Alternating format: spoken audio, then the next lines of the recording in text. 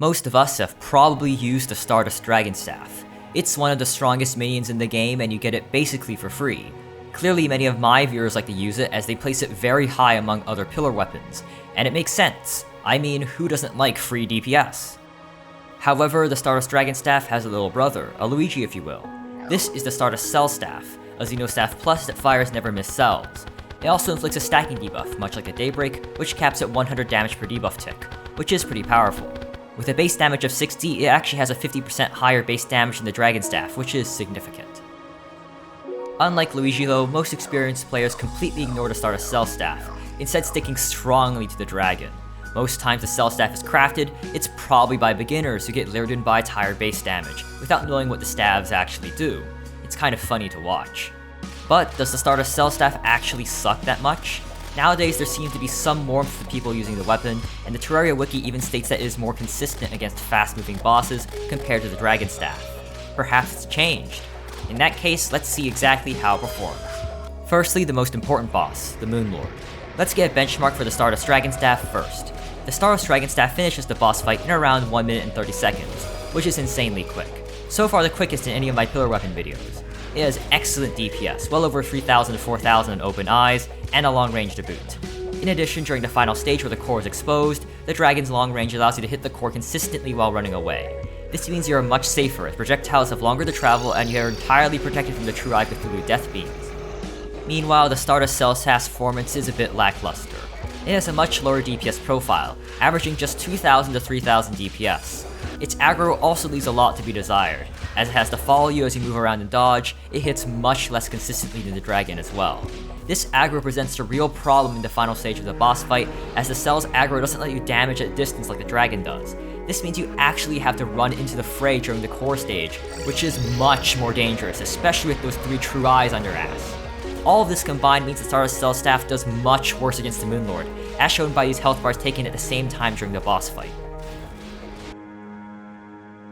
Okay then, how about those other fast-moving bosses, namely the Empress and Duke? For Empress, the Stardust Dragon finished with an average time of 56.5 seconds over 3 tries, while the Cell Staff finishes with an average of 73.8 seconds on average. That's a rather significant change, especially over 3 tries. For Duke Fishron, the difference is less pronounced. The Stardust Dragon finishes with an average time of 76.4 seconds, while the Cell Staff finishes with a time of 70.05 seconds. Since this was so close, I actually did a retry, this time focusing on a more aggressive playstyle and utilizing whip stacking.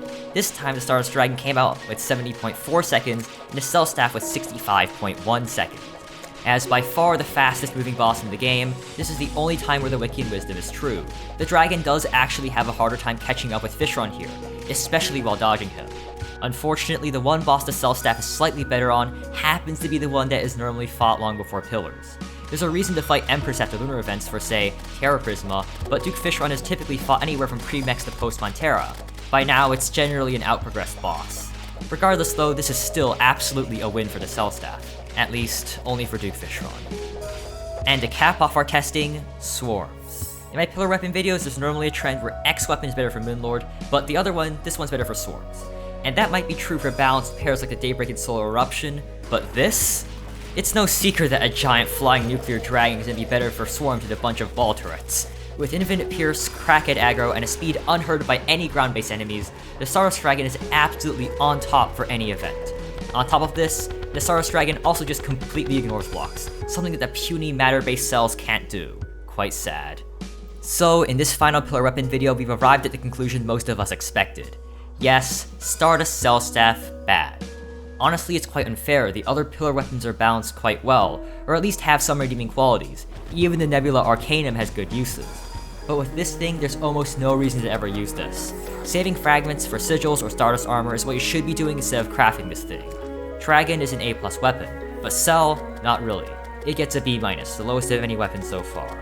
Today, it isn't that great, but maybe one day it'll get its redemption arc. A buff it so very much will deserve. Hello, if you're part of the 80% of my audience who isn't subscribed, I ask you to subscribe. Thank you all so much for 75,000 subscribers so far. I didn't think I'd really ever make it this far, so thank you for that. Here's 2 other previous videos from the Pillar Weapon series if you're so interested as well. Either way though, thank you for watching and good day and goodbye.